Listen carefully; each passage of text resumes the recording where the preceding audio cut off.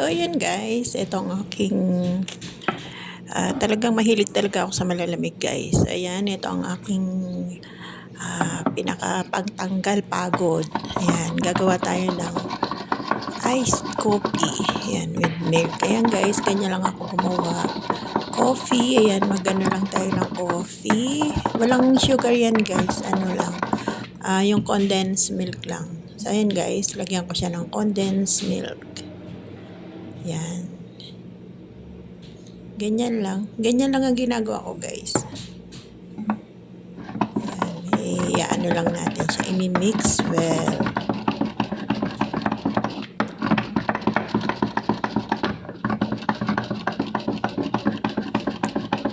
Talagang favorite ko talaga yung mga ganyang malalamig.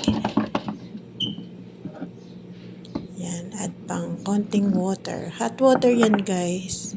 Para matunaw yung coffee. Lalo ngayon, sobra init guys. Talagang pang ko talaga yan. Pang refreshing ko talaga. So yun guys, lagay na natin siya sa ice. Yan, maraming ice yan guys. Yan, sarap niyan guys.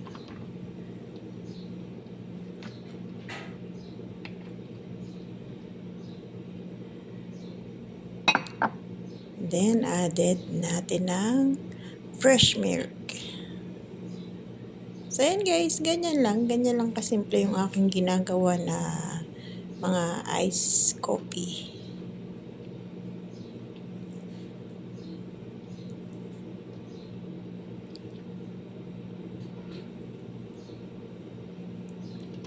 Yan na.